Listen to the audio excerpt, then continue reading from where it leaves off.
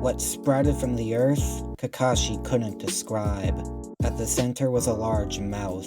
The injured chakra absorber was thrown inside, stepping out moments later, unscathed. Kakashi stopped, his Sharingan focusing on the one who summoned the strange creature. It looks like that one controls this monster, which lets them revive a fallen teammate. They should be our main target. What about the chakra absorber? Haku asked. He's our second priority. For now, we'll avoid him as much as possible. If we can take out the healer, they'll be at a disadvantage. In that case, I'll stay back too, Sakura replied. Meanwhile, I'll try to figure out a way to disable him. You can do that? Haku asked. Maybe. Since Naruto has always been in pain whenever he absorbed chakra, I've spent some time trying to figure out a way to help him. In theory, I should be able to use that knowledge to counter it completely. Give me time and I'll find a way. Kakashi nodded. The three Ginger Akatsuki now surrounded by an army of Jonin. Together they unleashed a barrage of shuriken and kunai. The largest of the three stepped in front, arms extended. Their palm then opened. More projectiles, propelled by fire, exploding and scattering the blades. The Jonin dodged the blasts, several charging forward. In moments, they were thrown to the ground, dead or dying from chakra loss. Haku summoned ice mirrors beneath them, delivering them to Sakura, who began to treat them as best she could.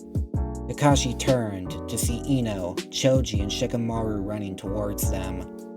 Naruto just returned with Lady Tsunade. He's got information about our enemy that will prove useful, Ino informed them. We're forming our clan's technique on each of them. The mind transfer jutsu gave each of them everything Naruto apparently learned from the tailed beasts. They all looked back to their enemies, now named the Paths of Pain. Asura, Preta, and Naraka paths, to be specific. Haku, separate Asura from the others. Your ice should be able to hold off its mechanical augmentations. I'll take the others until Sakura can disable Preta, Kakashi ordered. Are you sure you can handle them, Kakashi-sensei? One touch from either of them and you'll be drained of chakra, or tossed into the King of Hell Jutsu, Sakura asked. I'm the copy ninja. I know 1,000 jutsu. Even the Rinnegan cannot learn as quickly as my Sharingan. Haku nodded, slipping into one of her mirrors. More formed around the Asura path, creating an icy dome. Kakashi sprang into action. Preta jumped in front, Kakashi avoiding their attempts to grab him. A shadow clone jumped over Preta, hands slamming into the ground. Stone chains sprouted, Preta catching them and pulling the chakra out. Kakashi smirked beneath his mask. His chakra absorption has limits. He has to touch the object or user. The Jonin created more shadow clones, several charging Naraka. Preta immediately fell back to protect it. The moment it was close, all the clones exploded, catching both paths. They moved out of the smoke with minor injuries. Kakashi charged again, dual-wielding Chidori. Preta was forced to catch one with both hands, narrowly ducking below the second slash. Kakashi let the lightning go wild, allowing him to free his hand before losing more chakra.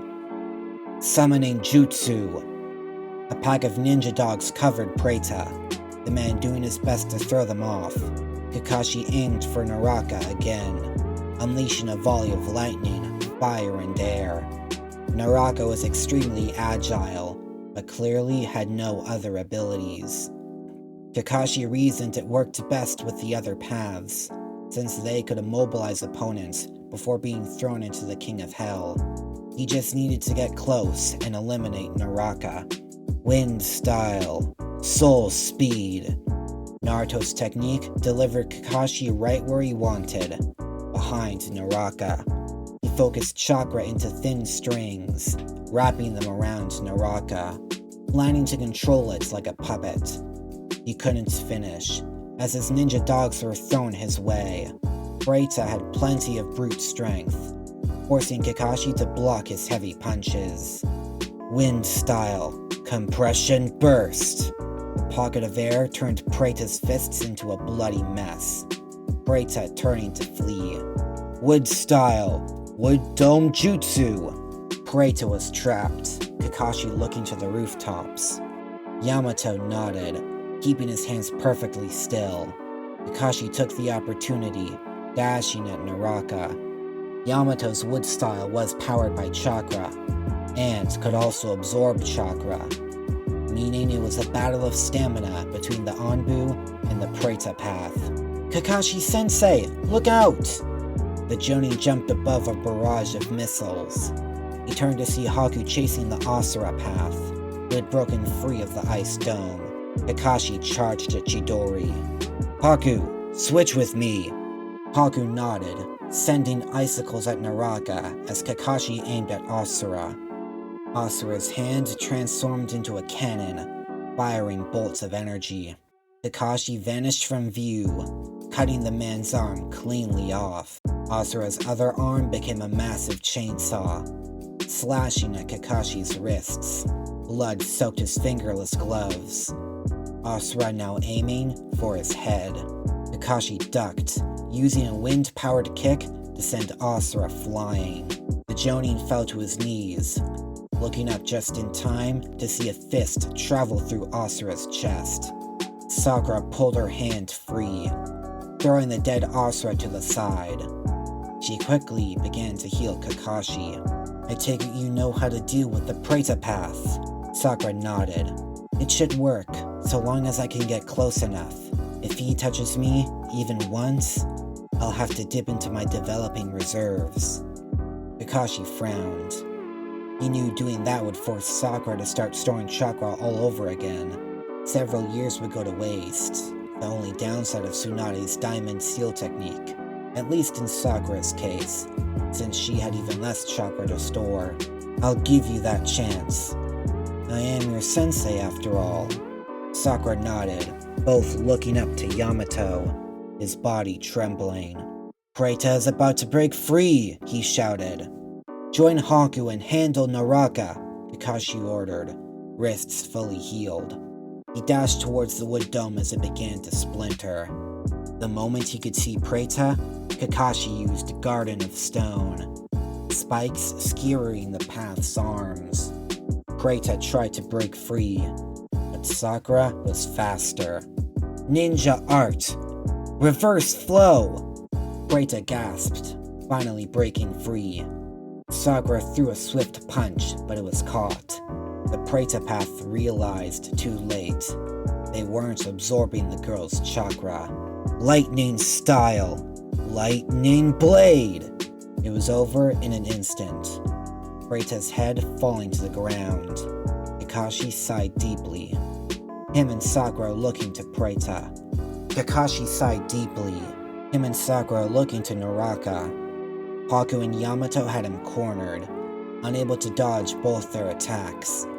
3 of the 6 paths were now destroyed.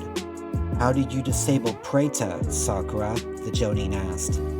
I reversed his chakra flow. That way, absorbing chakra would actually make him release it. It's only effective for a short time, since I can't affect a person's chakra network from a distance. Not only that, but Naraka should have had a bigger reaction. How so? Having your chakra reversed would cause tremendous pain, which is why I've always been against using it on Naruto. But Preita seemed to have barely felt it. Sakura scanned the man with medical ninjutsu, making her gasp in shock. That explains it. Preita has been dead for a long time. Kakashi frowned, his eyes once again drawn to the black rods covering each of the path's bodies. They must all be dead, meaning there was actually a 7th path, or main body, controlling them. That's what Naruto must be after, Yamato stated, him and Haku joining them. What do you mean? Haku asked. I met up with him when he and Lady Tsunade returned to the village. All the Kage and their bodyguards came as well. They're helping evacuation while Tsunade helps Lord Jiraiya. Naruto ran off, saying he had someone to find. Kakashi nodded. Let's regroup. Once the paths are handled, we can join Naruto. Sakura and Haku nodded, the latter reluctantly. Off in the distance, Tsunade and Jiraiya were continuously blown away by Yahiko and his gravity manipulation. Gamabunta and several other toads were locked in battle with the animal path's summoned beasts. By now, Jiraiya had noticed that Yahiko could only use his powers every 5 seconds, meaning him and the Hokage had a small window to land an attack. Tsunade, if you can distract him, I can at least take out the animal path. The toads can't handle their beasts for much longer. Tsunade nodded, her diamond seal glowing as she called upon its power. As Hokage, it wouldn't look good to the village, or the other Kage, if I didn't do my part. She looked down at the small form of Lady Katsuyu on her shoulder. Give me as much chakra as you can. Yes, Lady Tsunade. Jiraiya couldn't help but smirk, as Tsunade's fists glowed with chakra. Even if they couldn't win, they just had to buy time for Naruto, who had already discovered the 7th path controlling the rest. Learning that made the sage uneasy, unsure if he wanted to know the true enemy they were facing. If you like what you just heard, consider hitting the subscribe button and bell icon to get notified about new videos. If there's a part you've missed, then check out the entire playlist on screen. If you like this story, please share it with your fellow anime lovers. Any support helps a lot.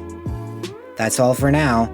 This is Ninja Kai, disappearing in a golden flash.